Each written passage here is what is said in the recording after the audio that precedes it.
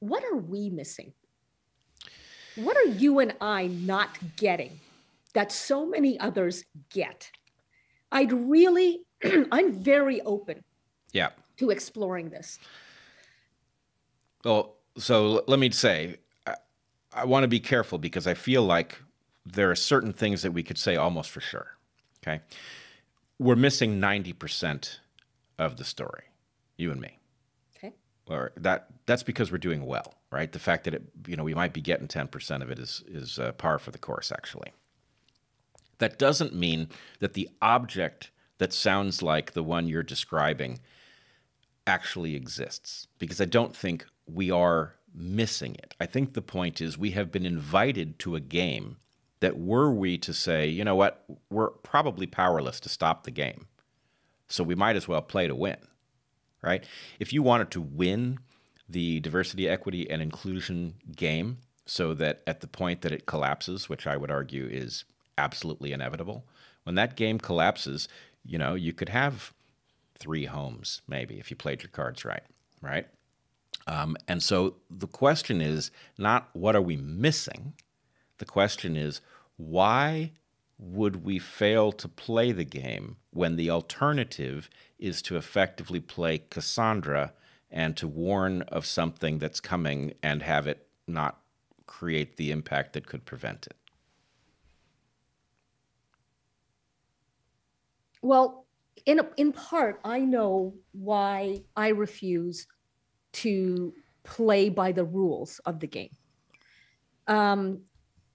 One of the reasons, there are many, but one of the reasons I refuse to play by the rules is that, as I mentioned, my family and I are refugees to this part of the world. And I can say without a shadow of a doubt that it has been our good fortune to wind up here. Every morning before I pull my sorry butt out of bed, I thank God. I am a person of faith. I thank God that, we wound up in a part of the world where, as somebody with all of my labels, as somebody who nonetheless has been given the opportunities and has recognized them as opportunities and has taken the opportunities to develop a voice and to become something of a thought leader. I really believe, Bret, that most people in our society have those opportunities. I see how, students of color, for example, in urban centers where I've taught, are being pumped with the narrative that not only are they victims, but now, quite apart from their skin color, now they are also, along with white kids, fragile. So that even being exposed to a different perspective, one that challenges the narrative that they're being, filled with, is harming them.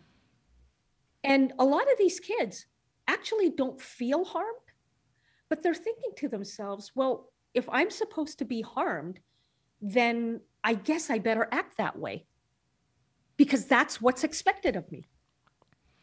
So we're creating these false divisions and tensions. And for what? For the adults to build stature upon this pile of falsifications. I agree with a lot that you said. I want to make sure to go back to the beginning of it because I think the central point may be this one. So if the question is why, given that we could play the game to win, and so many seem to be doing it, why would we take the risk of not playing that game? And your initial answer was that you know how lucky you are. I would say this matches my experience exactly. On my worst day, I know how lucky I am. right? This is the good fortune of these opportunities is almost impossible to overstate. Even as dire as I think our global situation is, and as concerned as I am that my children may see civilization come apart, I know that, that effectively even people of modest means at the moment live like kings at the level of their somatic well-being, and that therefore the sense of privation is largely a trick of the mind. And in fact, I think I know exactly what trick of the mind it is.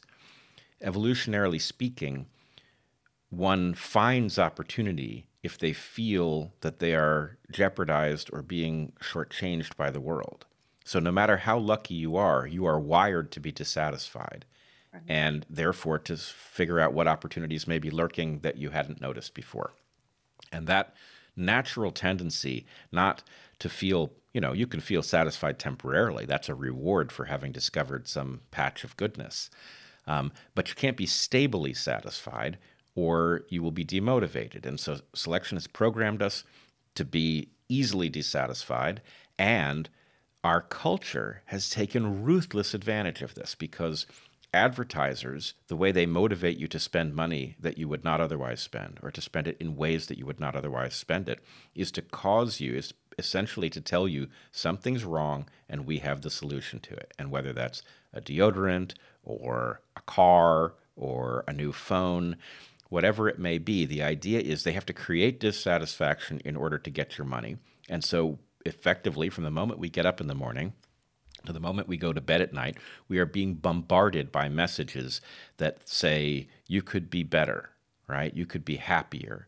You could be more satisfied, and here's the way to do it. And I think, frankly, it's created an epidemic of dissatisfaction, which then functions almost like greed. And so maybe this is a long way of saying that I think you're identifying feeling lucky as the reason that you refuse to play a game that you could probably be excellent at, that would be very rewarding financially. I wonder if we were to look at all of the people who appear to be refusing to play that game, whether we would find gratitude disproportionately represented there. Very